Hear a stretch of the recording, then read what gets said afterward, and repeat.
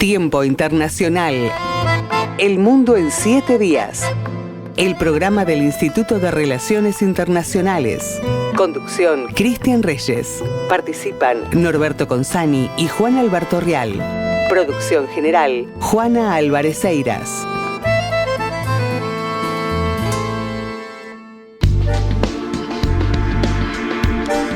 La actualidad global. El mundo en 7 días. OTAN. La organización pacta elevar el gasto de defensa al 5% del PIB para 2035. Los 32 miembros de la Organización del Tratado del Atlántico Norte firmaron un compromiso para aumentar el gasto en defensa en un 5% del Producto Interno Bruto de aquí a 10 años, una decisión que llega en medio de tensiones con Rusia e incertidumbre sobre el rol de Estados Unidos en la esfera global. Según lo acordado, un 3,5% del PIB se destinará a defensa dura, incluyendo armamento, tropas y despliegue operativo, mientras que un 5% irá a inversiones como infraestructura, logística, movilidad militar y ciberseguridad. España y Eslovaquia presentaron su negativa al compromiso. Ecuador. Las autoridades ecuatorianas confirman la recaptura de Fito, el criminal más buscado del país.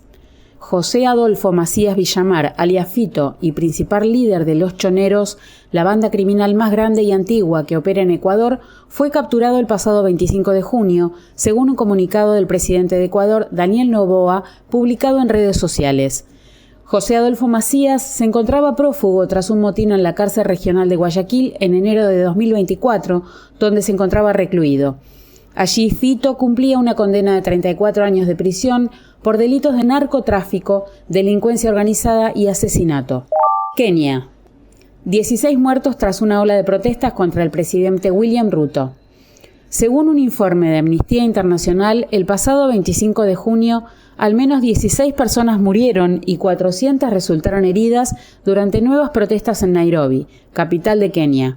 La movilización convocó a miles de ciudadanos que salieron a las calles al cumplirse el primer año de las movilizaciones en contra de un proyecto de ley fiscal, que dejaron un saldo de más de 60 muertos. Los manifestantes, mayormente jóvenes, exigieron la renuncia del presidente William Ruto por la falta de empleo, la excesiva corrupción y la violencia policial institucionalizada. Israel-Gaza. El ejército israelí mata a 58 palestinos en Gaza, mientras el gobierno afirma que apoya un acuerdo temporal de alto al fuego. El pasado 30 de junio, al menos 58 personas fueron asesinadas por fuego israelí, mientras el norte del enclave registró uno de los bombardeos más intensos de las últimas semanas. Al menos 13 de las víctimas murieron al ser atacadas cuando esperaban comida en puntos de reparto controlados por el Estado de mayoría judía, indicaron fuentes sanitarias en el territorio. Mientras se recrudecen las embestidas de Israel contra la franja, el gobierno de Benjamín Netanyahu sostiene que busca un acuerdo temporal de cese de fuego. Panamá. El gobierno declara el estado de emergencia tras intensas protestas. El gobierno panameño tomó el control y sofocó disturbios en la provincia caribeña de Bocas del Toro luego de que el presidente José Raúl Mulino decretara el estado de urgencia tras casi 2 meses de protestas antigubernamentales. Los incidentes más graves tuvieron lugar en Changuinola, donde un grupo de manifestantes encapuchados saqueó varios comercios y provocaron daños en el aeropuerto, en un estadio de béisbol y en oficinas gubernamentales. La entrevista de Tiempo Internacional.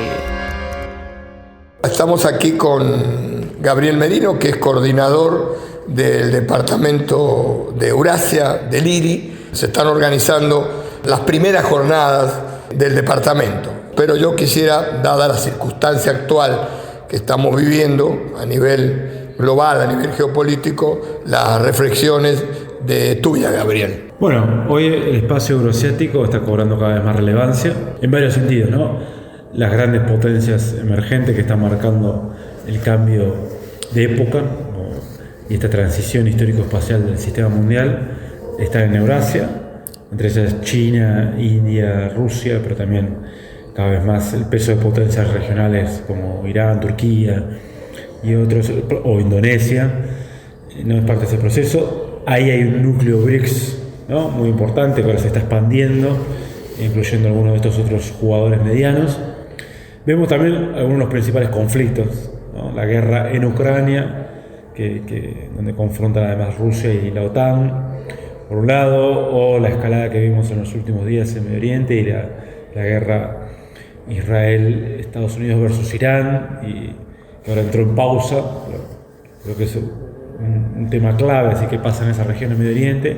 Lo mismo que algunas tensiones en el Pacífico, o incluso la idea de llevar la OTAN al Pacífico, como se propuso, que marcan, ¿no?, cómo es un gran tablero también de conflictos. Pero a su vez es un gran espacio de cooperación con la Organización para la Cooperación de Shanghái, los propios BRICS, el Banco Asiático de Inversión en Infraestructura y un montón de otras iniciativas.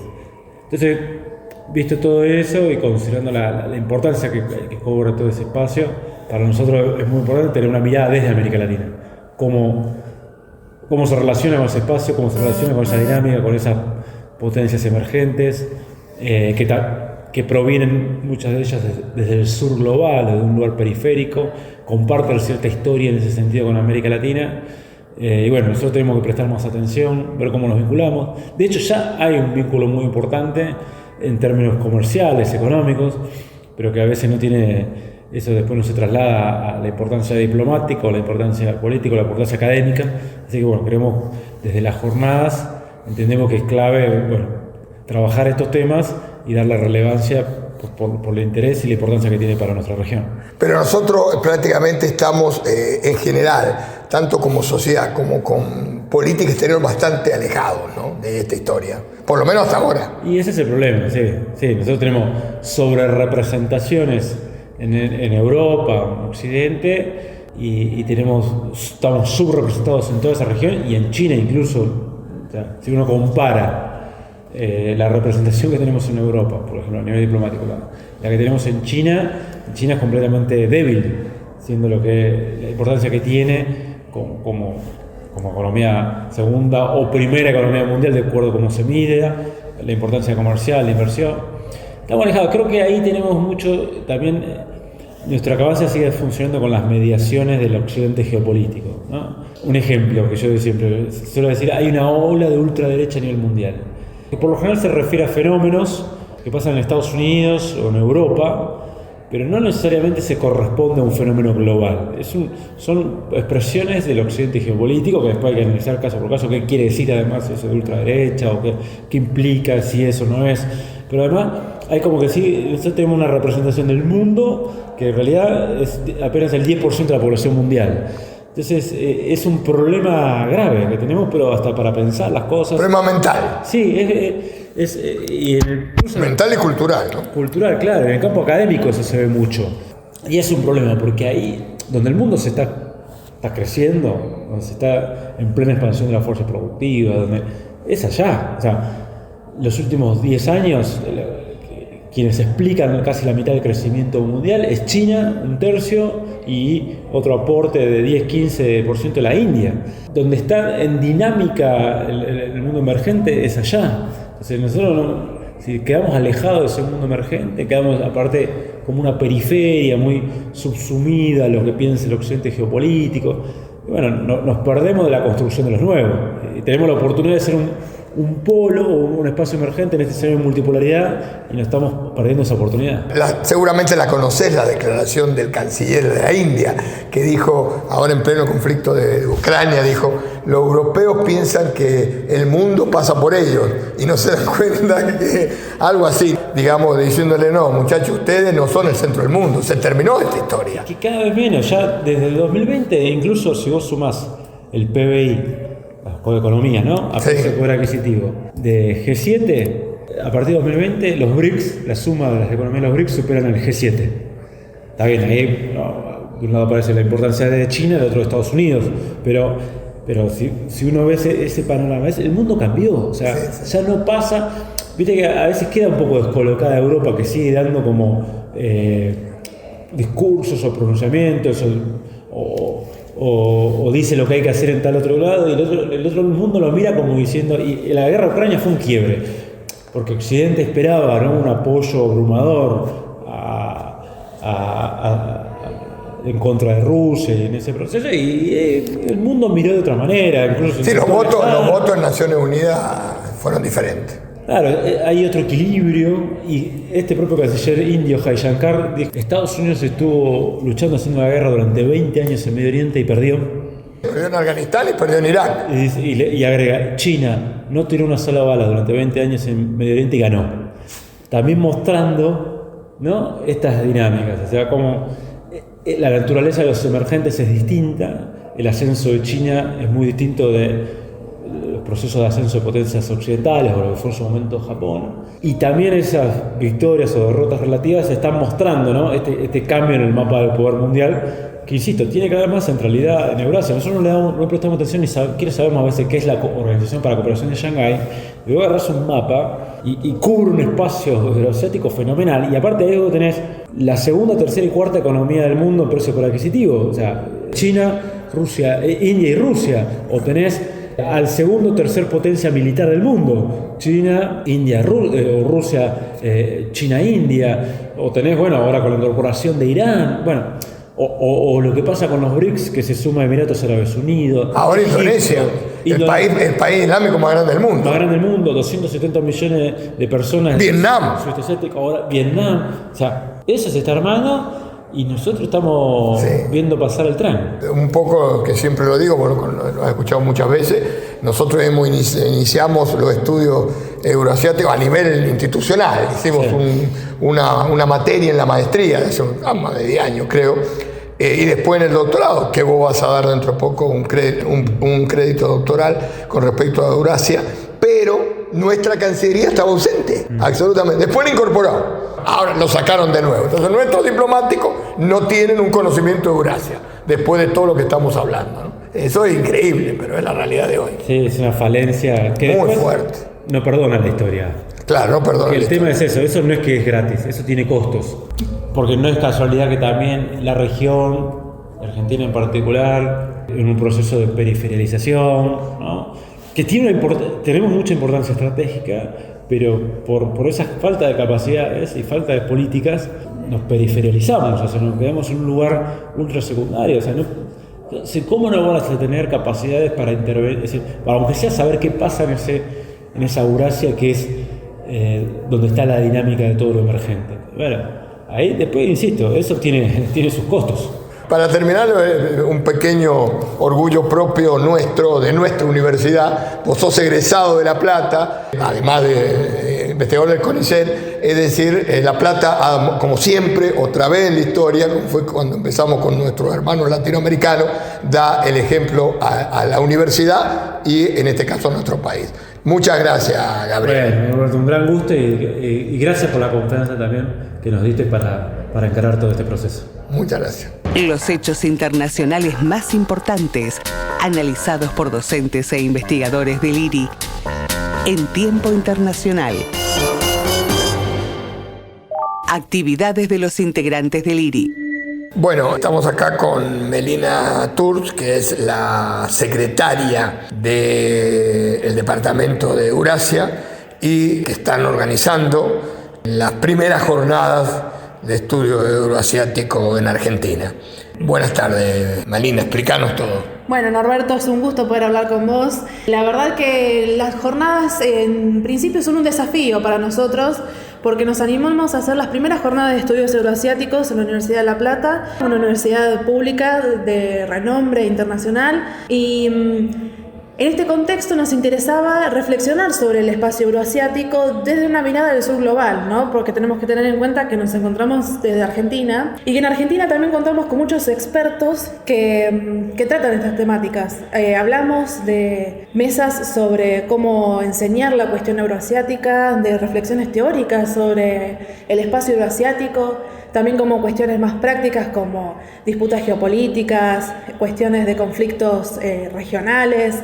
Tratamos de abarcar la mayor cantidad de temas posibles, teniendo en cuenta que son las primeras jornadas, que esperamos de muchas, de una institucionalización de estas jornadas que no solo son del Departamento de Eurasia, sino que también incluimos a diferentes centros y departamentos del IRI, como son el Centro de Estudios Chino, el Departamento de Asia-Pacífico, distintas cátedras también que son de parte del espacio euroasiático, como son, por ejemplo, la Cátedra de Rusia, la Cátedra de Azerbaiyán, la cátedra de Turquía, la cátedra de India, que son todos actores con gran peso geopolítico en la región euroasiática.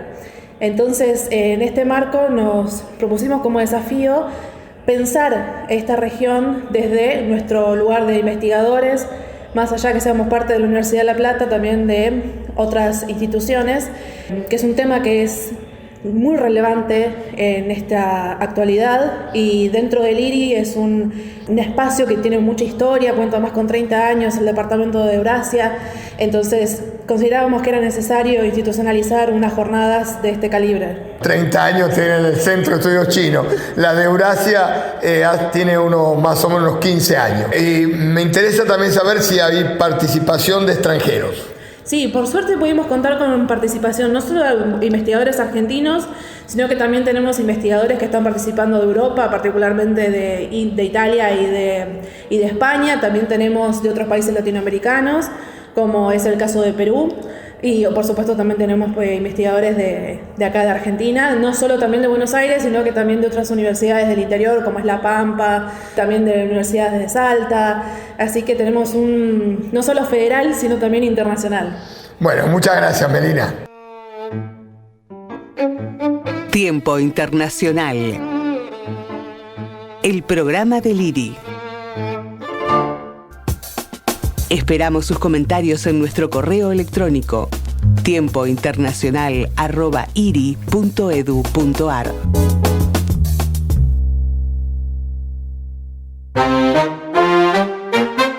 En el IRI se dictan 3 carreras de posgrado: la maestría en Relaciones Internacionales, el doctorado en Relaciones Internacionales y la especialización en estudios chinos. En el IRI se dicta el doctorado en Relaciones Internacionales categorizado A, excelente, por la Comisión Nacional de Evaluación y Acreditación Universitaria, CONEAU. Próximos cursos acreditables a dictarse en el IRI. En el mes de agosto se dictará el curso acreditable América Latina en las Relaciones Internacionales en el marco del doctorado en Relaciones Internacionales que se dicta en el Instituto. El curso estará a cargo de la doctora Laura Abogado Bordázar y constará de 6 encuentros que tendrán lugar los días 8, 9, 22 y 29 de agosto de 18 a 21:30, viernes 5 de septiembre de 18 a 21:30 y sábado 6 de septiembre de 10:30 a 13:30. El próximo 12 de septiembre comenzará el curso Cooperación y Conflicto en Medio Oriente, el rol de la región en la agenda de política exterior argentina. Este es un curso acreditable que se dictará en el marco del doctorado en Relaciones Internacionales del Instituto. Constará de 4 encuentros que se desarrollarán los viernes 12, 19 y 26 de septiembre y 3 de octubre, en todos los casos de 18 a 21:30. En el mes de septiembre se dictará el curso acreditable Fundamentos del Proceso de Investigación, Metodología, Métodos y Técnicas en el marco del doctorado en Relaciones Internacionales. El curso estará a cargo del doctor Leandro Sánchez y constará de 4 encuentros que se desarrollarán los días martes 16 y 30 de septiembre y 14 y 28 de octubre, en todos los casos de 18 a 21 horas. Nuevos ingresos a la Biblioteca del IRI. La tentación pragmática, a cargo de Carlos Moneta y Sergio Cesarín, editado por la EDUNTREF. El resurgimiento de China produce impactos en diversos puntos y niveles, ejerciendo influencia directa e indirecta sobre la formación de agendas nacionales, subregionales, regionales e incluso transpacíficas. Moldea la estructura de relaciones internacionales y transnacionales y genera incentivos para maximizar beneficios derivados de una estrecha cooperación. No ajena a estas tendencias, las expectativas generadas por China adquieren particulares modalidades operativas en América Latina y el Caribe. Nuestra región vuelve hoy a constituir un espacio geopolítico en el cual actores extrarregionales como China, Rusia e incluso India ganan renovado protagonismo. Aún lejos de la intensidad de la competencia geoestratégica entre China y Estados Unidos, adquiere en el sudeste de Asia, América Latina y el Caribe vuelve a constituir un escenario más en el que ambos poderes, como durante la Guerra Fría, compiten por lograr apoyos gubernamentales, pugnan por ampliar espacios de influencia e intentan equilibrar posiciones en el marco de un juego más ambicioso de poder desplegado en múltiples tableros a nivel internacional.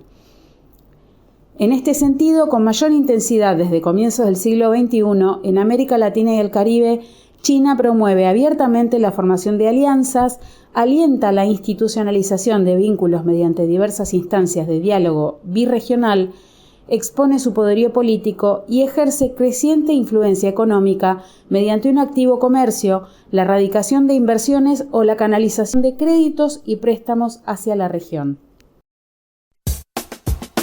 Puede encontrarnos en X, YouTube, Facebook e Instagram. Nuestro sitio web es www.iri.edu.ar.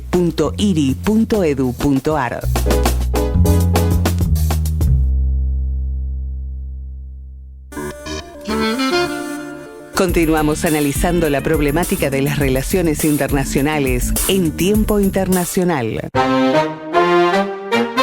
El Instituto de Relaciones Internacionales fue creado el 28 de septiembre de 1990. Tiene como fines la enseñanza a nivel de grado y de posgrado, la extensión con el objetivo de vincularse con instituciones afines y la investigación con la idea de aportar nuevos desarrollos al conocimiento de la comunidad internacional. Análisis de la actualidad en Tiempo Internacional.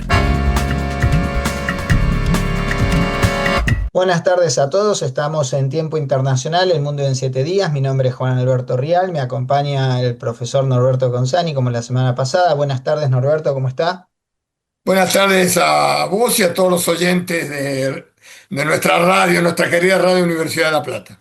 El mundo pende de un hilo, Consani. Está la humanidad conteniendo el aliento mientras mira absorta la conflictividad alrededor del mundo. Yo hacía unos 5 años reflexionaba que las discusiones iban a ser solamente económicas, pensé que el ejercicio de la fuerza iba a ser un tema excepcional, periodos reducidos, en lugares periféricos, y ahora tenemos 2 escenarios en marcha que son centrales, son 2 conflictos sistémicos, el de Israel en la Franja de Gaza, todavía estancado allí, más la situación de tensa calma con Irán, que uno no sabe cuándo puede reavivarse el incendio, más el otro conflicto en Ucrania, y con estas oscilaciones por parte de Estados Unidos, por parte de actores centrales como la Unión Europea, que son socios estratégicos para Estados Unidos en la OTAN, de lo cual vamos a hablar más adelante porque acaba de terminar la cumbre de La Haya de la OTAN, y nadie que le ponga el cascabel al gato.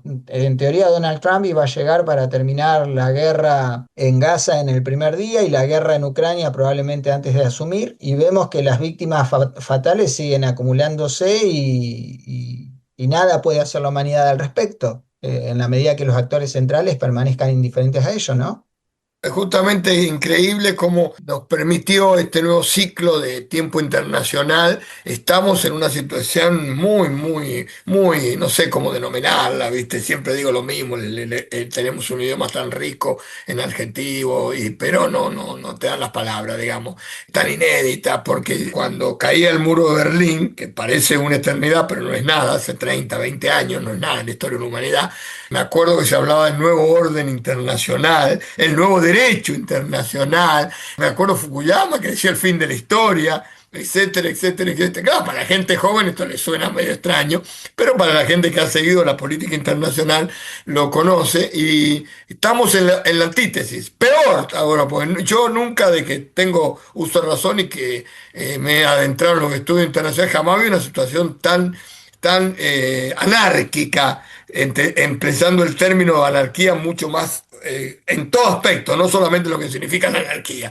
porque verdaderamente nosotros no hay lo que estamos viendo. Es decir, nosotros estudiamos el Consejo de Seguridad, fue un gran avance lo que hizo Naciones Unidas, por eso está muy bien tu opinión que publicaste la semana pasada en el IRI sobre los 80 años de Naciones Unidas, que fue, digamos, como después de los horrores del nazismo, fue como algo extraordinario para la humanidad, se reúnen nosotros, los pueblos, dice el preámbulo que inicia la Carta de Naciones Unidas, nosotros los pueblos, después de haber visto los horrores de la guerra, te está refiriendo a la Segunda Guerra Mundial. No nos olvidemos que años después, en el 48, se adopta la Declaración Universal de los Derechos Humanos, el 10 de diciembre de 1948. Y esto parece verdaderamente puesto en el contexto actual, que lo propio, digamos, Estado, cuando yo hablo siempre, permanentemente, en mis clases, en mis conferencias de terrorismo de Estado, lo estamos viendo en vivo y en directo. Presidentes de naciones que directamente se jactan de matar gente, es decir, o de decir que nos van a matar. Evidentemente esto viola todo, porque si se creó un Consejo de Seguridad que tenían las principales potencias, que eran las responsables de hacer cumplir cuando se violara la norma internacional.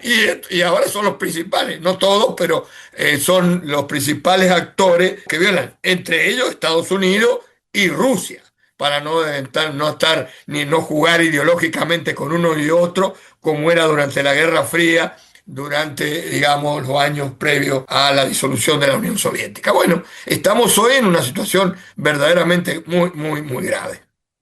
Sí, llamativamente, cosas así sucedieron a lo largo de toda la historia, pero el derecho internacional era utilizado como una herramienta para justificar las acciones. Siempre se buscaba alguna excusa, algún atajo jurídico, alguna excepción para explicar lo que cada una de esas unidades políticas llevaba adelante. Ahora ni siquiera se molestan en explicarlo. Pueden ser absolutamente cínicos delante de las cámaras, no necesitan que sea un micrófono encendido accidentalmente que lo capte en off. Así como Putin dice, toda Ucrania es nuestra, Donald Trump dice, evitamos que lo mataran a Jamenei, al menos por ahora, y han dicho tanto Netanyahu como él que los ataques contra Irán van a repetirse cuando sea necesario. Recordemos, hace no tanto tiempo, la locura en la declaración de convertir en una riviera francesa a Gaza y encontrarles un nuevo destino a los gazetíes, como si de objetos se trataran. Yo siempre les cuento a los alumnos en clase que en el mundo medieval lo principal era la tierra y las personas eran lo accesorio, entonces las personas seguían la suerte de lo principal, como se dice en derecho, pero en el siglo XXI uno estima que está en una situación distinta porque la civilización en teoría tiene que ir avanzando y evidentemente acá hay retrocesos y muy grandes. Me gustaría compartir de manera textual, porque viene al caso, algo que leí que me resultó extremadamente interesante de una charla que dio el Papa León XIV, que en algún aspecto profundiza la visión del Papa Francisco sobre que se está viviendo una guerra mundial en capítulos.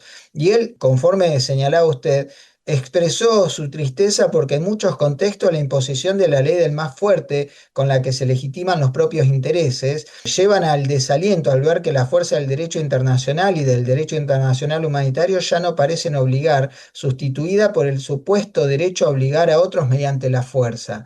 Estas declaraciones son extremadamente precisas, reflejan lo que piensa gran parte de la humanidad y nos llevan a estar enormemente decepcionados con respecto a las enormes expectativas que en algún momento histórico se tuvo en relación a lo que podía pasar con el futuro de la humanidad. Está bien, ahora el fin de la historia y el nuevo orden internacional parece ser una absoluta quimera. Pero también es cierto que, como escribió Gil Gandhi hace un par de semanas en una de las opiniones que publicó el instituto, el derecho internacional aparece como si fuera la conciencia jurídica de la humanidad, ¿no? Y ahora parecería esa conciencia jurídica está muteada, como se dice, por estos tiempos, o absolutamente silenciada o ignorada, porque están sucediendo horrores a los cuales nos estamos acostumbrando, y eso es lo que lleva a horrores nuevos, porque la falta de sensibilidad ante ellos abren la puerta a nuevos horrores sin que uno se dé cuenta. Inclusive el Papa dice, la falsa propaganda del rearme que crea la vana ilusión de que la supremacía resuelve los problemas en lugar de alimentar el odio y la venganza. Estas son las cosas a las cuales tenemos que empezar a atender, estas son las voces que tenemos que oír, y esto es lo que nos pone a nosotros en un mayor compromiso de difundir el deber ser, lo que el derecho internacional establece, aquello que, como dijo Dag Hammarskjöld, y ahora suena mucho más vigente que nunca. Naciones Unidas no fue creada para llevarnos al paraíso, sino para evitar ir al infierno. Que en el infierno que estamos entrando, ¿no? Ya el infierno que nosotros veíamos lejanos o lo hacíamos como elemento que pues, si se violaba tal o cual, bueno, ahora se está violando en vivo y en directo y por los principales responsables. Siempre como corresponde en un programa de una universidad y en un instituto académico, corresponde hacer docencia, y en este caso docencia para todo el público. Fíjense ustedes que cuando hubo el problema de las famosas armas químicas que tenía otro dictador, Saddam Hussein, alimentado por los propios Estados Unidos, pero en ese momento Estados Unidos alimentaba, digamos, que hacían otro el trabajo sucio, ahora lo hacen directamente ellos, no faltan que lo hagan otro el trabajo sucio. Estados Unidos, porque iba a aplicar directamente la fuerza contra Irán, que efectivamente lo aplicó, fue su secretario de Estado, equivalente a nuestro canciller, ante el Consejo de Seguridad. Yo lo vi en directo, llevó unos tubitos y en esos tubitos quería demostrar que eran las armas de destrucción masiva, las armas químicas que tenía escondida Saddam Hussein. De esa historia que pasó hace 20 años, principios de este siglo XXI, a la realidad que el propio presidente de Estados Unidos esté amenazado, esté diciendo y lo hizo. Y atacó, y acá no hay ningún tipo de especulación política de tal o cual, incluso algunos contentos porque efectivamente lograron, el propio secretario general de la OTAN diciéndole papito, papito. Es decir, es una cosa verdaderamente vergonzosa. Yo creo que se han roto todos los límites, ¿eh? Yo creo que se han roto todos los límites. Tenemos que aclarar que obviamente no se trata de simpatías personales con el régimen de Irán, porque nosotros hemos manifestado nuestra posición con respecto a la situación de la población iraní, el sometimiento en el cual se encuentra la mujer en el régimen teocrático de lo que era el antiguo imperio persa. Hemos condenado todas y cada una de esas acciones, pero también es cierto que nosotros como defensores del derecho internacional público entendemos lo que es la prohibición del ejercicio de la fuerza, el respeto a la igualdad soberana y todo este tipo de cuestiones que pudieran haberse obviado y no hubiera sido necesario recurrir a ellos si se hubiera mantenido aquello que se había acordado en el 2015. Y el padre de la tragedia que se está viendo en Medio Oriente es la misma Casa Blanca, el mismo Donald Trump, quien pateó el tablero en el 2018, le dio incentivos a Irán para llevar adelante el enriquecimiento. Ahora hay negociaciones donde se destrabarían 6.000 millones de dólares que el régimen iraní tiene congelado en Estados Unidos. Se habla de una inversión que harían los países del Golfo cercana a 30.000 millones de dólares para llevar adelante el enriquecimiento pacífico del uranio, pero todavía no se sabe qué pasó con los 400 kilos del uranio enriquecido, si la central de Fordow fue efectivamente destruida o no, si el programa nuclear está terminado o está demorado. Hay especulaciones en un sentido y en otro, y quizás esto se reedite en unos meses. Así que entiendo yo que se trata de una película abierta que lamentablemente puede tener nuevas secuelas en los próximos días, meses, quizás el año que viene. Uno lo desconoce en algún aspecto, más cuando en la Casa Blanca está Donald Trump y parece que no ejerce ningún tipo de control sobre Benjamin Netanyahu, sino que es Netanyahu quien direcciona la política exterior de Estados Unidos en la región. Es increíble cuando uno trata de hacer un análisis racional, lo subrayo la palabra, racional y respetuosa de la normativa internacional, o sos antisemita, o sos, digamos, estás por Irán, por suerte, digamos, nosotros, el instituto, y nosotros mismos lo hemos escrito con respecto a todo lo que significó todo tipo de terrorismo, que siempre concretamente lo hemos condenado y hemos sido solidarios muchas veces, digamos, con las diferentes religiones. No solamente lo decimos ahora, sino que no tenemos que justificar absolutamente nada, sino que lo hemos expuesto claramente durante años y además Eso está en toda la historia del IRI. Cualquier duda al respecto pueden consultar, ahora que no tenemos ningún archivo secreto, pueden consultar, digamos, las publicaciones del IRI, que además está en ese hermoso reservorio, que es un orgullo para nuestra universidad,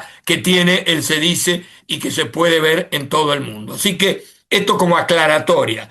Tiempo Internacional. Desde 1998.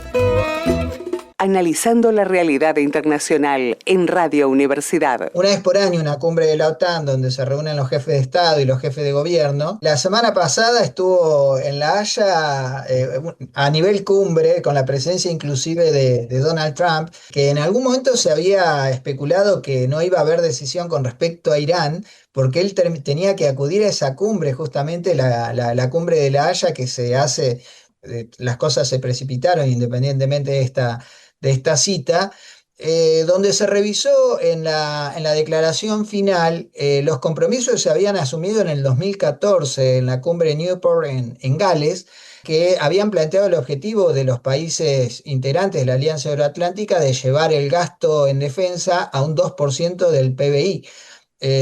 Algo que Donald Trump le reclamó en muchísimas ocasiones durante su primera presidencia y volvió a la carga ahora porque él entiende que los socios no hicieron el esfuerzo necesario confiando en que Estados Unidos iba a ocupar de la seguridad de ellos. Y de esto fueron receptivos los países de la Alianza Atlántica para conformar a Donald Trump claramente.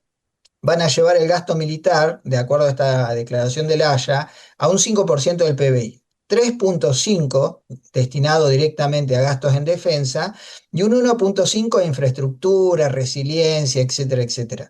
Acá hay dos cuestiones que me gustaría traer a colación, profesor Consani. La primera de ellas es que la misma Unión Europea, de la cual muchos de los estados de los 27 integran la OTAN, que tiene a 32 Estados miembros, aparte de Canadá, por ejemplo, están los de la Unión Europea, Canadá, Estados Unidos, estaban buscando llevar el gasto al 3% de sus PBI, porque se sentían muy amenazados por la presencia de Rusia en el flanco oriental, actuando como potencia revisora en algún aspecto y no sabían quién iba a seguir a continuación. De hecho, Ursula von der Leyen, la presidenta de la Comisión Europea, había declarado que era bueno llevar ese porcentaje en la medida que hubiera compras intrazona, digamos, un sistema paneuropeo.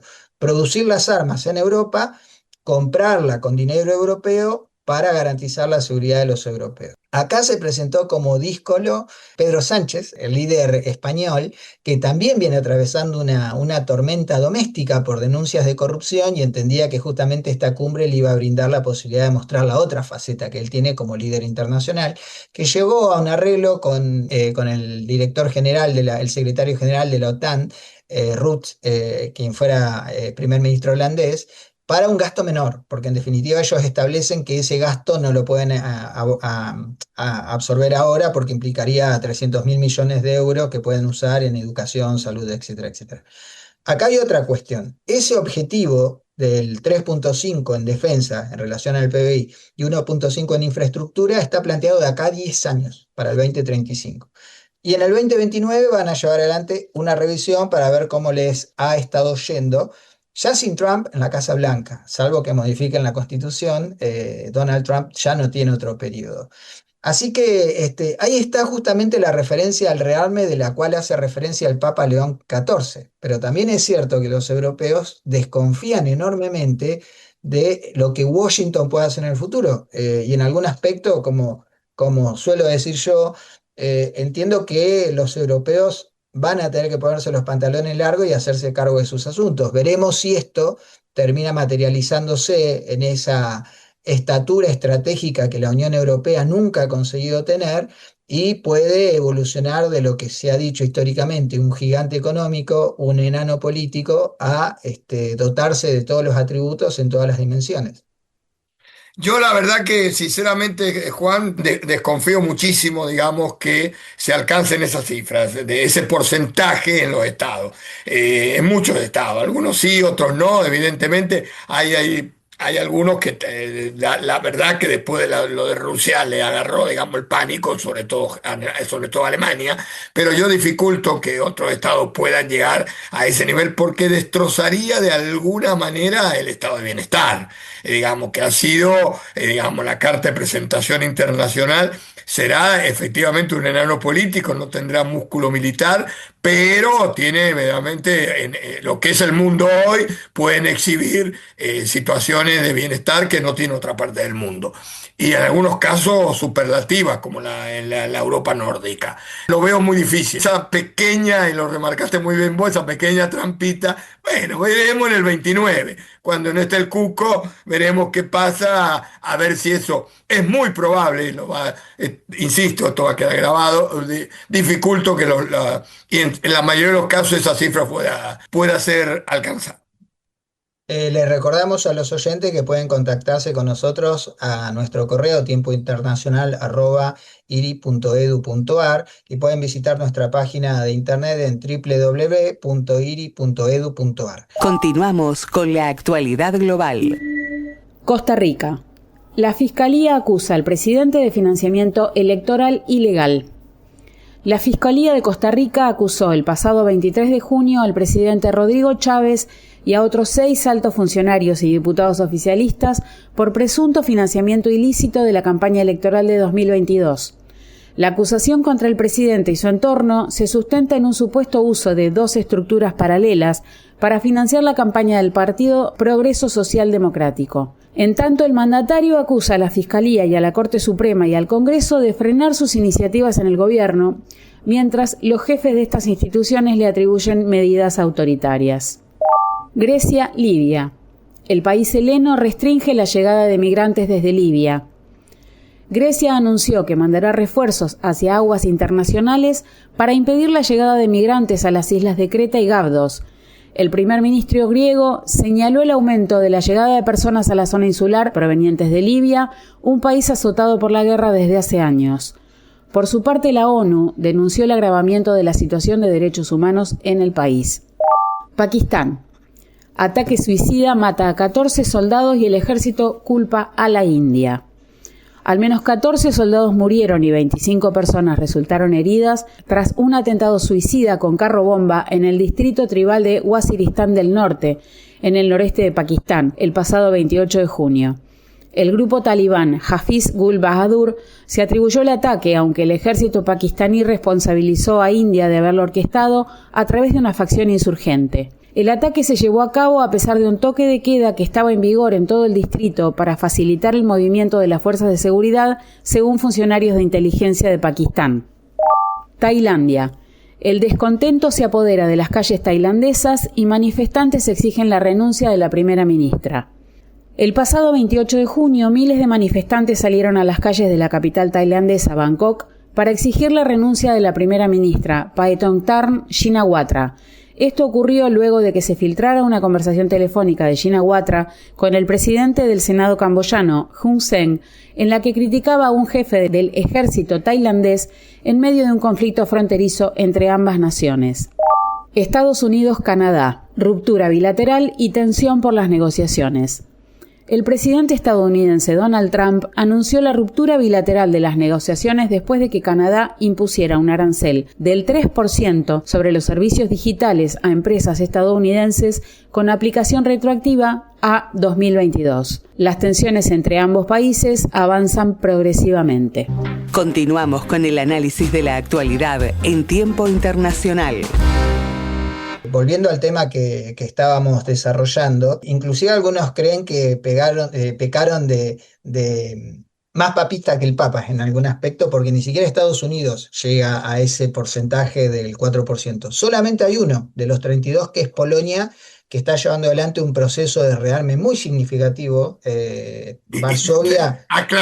Aclaramos los que no conocen dónde está ubicado, pues la frontera con Ucrania. Justamente fue uno de los países que recibió de hecho es el país que recibió la mayor cantidad de refugiados ucranianos junto con Hungría, y ahí también se está planteando un tema bastante propio de lo que ha sido el siglo XXI, profesor, que tiene que ver con la utilización de la xenofobia para mover a las masas hacia iniciativas populistas de extrema derecha. Se está utilizando mucho la inteligencia artificial, donde muestran filas de ucranianos que consiguen recursos del Estado polaco, y quizás este tipo de cuestiones son las que llevan, como pasó en su momento con el Brexit o como ha pasado en Francia o en Holanda, a salidas xenófobas, racistas y populistas en el corazón de Europa. Polonia es uno de los principales países. No es un país menor. Y después hay otros que están llevando adelante planes de rearme significativos. Alemania es uno de ellos. Francia sería el paraguas nuclear de la Unión Europea. Pero entiendo que sí, esto ha sido justamente como nació la OTAN, para seguir conservándola en ese aspecto. Se había dicho en su momento, el primer secretario general de la OTAN dijo que el objetivo de la OTAN era tener a los alemanes abajo, a los americanos adentro y a los rusos afuera. Por lo pronto los americanos siguen estando adentro. Veremos cuánto deciden de hacer de esfuerzo económico para esto. Parece poco probable que se lleguen a esos porcentajes, pero también es cierto que se abundó en gestos lambiscones, utilizando una expresión muy propia de la televisión, como señalaba usted, el secretario general de la OTAN, diciéndole al presidente de Estados Unidos que cuando los nenes estaban peleándose en el patio, tuvo que salir Papito a separarlos, justamente hablando de Irán e Israel, y él celebraba los ataques a las centrales nucleares iraníes, a los emplazamientos de la infraestructura de enriquecimiento de uranio, el programa nuclear iraní, señalando que no había violación alguna del derecho internacional. Pero bueno, eso es otro capítulo, pudiéramos decir, de esta misma película. Y bueno, ahora estamos evaluando las consecuencias y a la expectativa de lo que puede llegar a suceder en cualquiera de estas circunstancias. Para ir terminando, y esperemos que nos consulten, que nos opinen, que nos critiquen sobre todo en nuestra página web, que saben que es www.iri.edu.ar, para que tengamos un diálogo con ustedes. Y para terminar, Juan, este programa, quiero tener una nota de optimismo, nota positiva. Efectivamente, en el medio de los países más de extrema derecha de la Unión Europea, que no sé cómo todavía está dentro de la Unión Europea, que es Hungría, con el señor Orbán a la cabeza, hubo una manifestación por los derechos de las personas, el colectivo, que siempre no sé la inicial, el colectivo, LGBTQ+.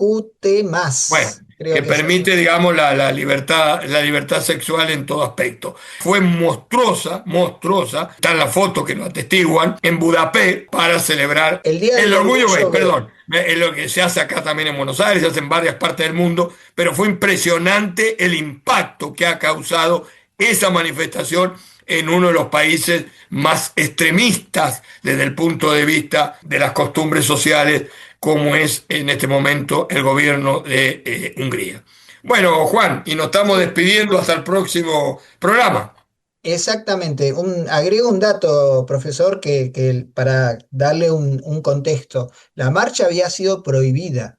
El gobierno había prohibido que la marcha se hiciera y se calcula que hubo más de 300.000 personas. Es la marcha más grande que se ha hecho de ese colectivo en la historia del país.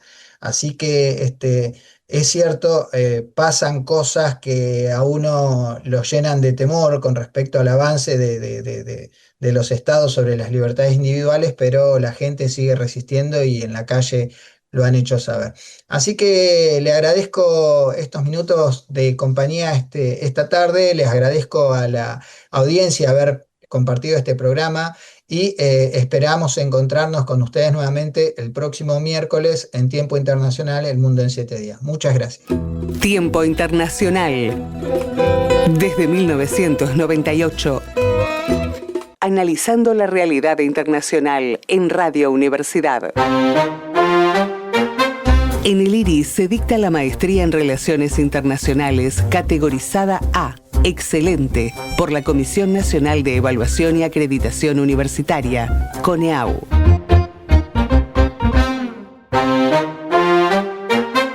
En el IRI se dicta la especialización en estudios chinos, que ha recibido la categoría B mediante resolución 29/24 por parte de la Comisión Nacional de Evaluación y Acreditación Universitaria, CONEAU.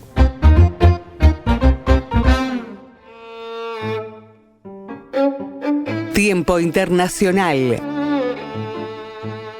El mundo en 7 días. El programa del Instituto de Relaciones Internacionales.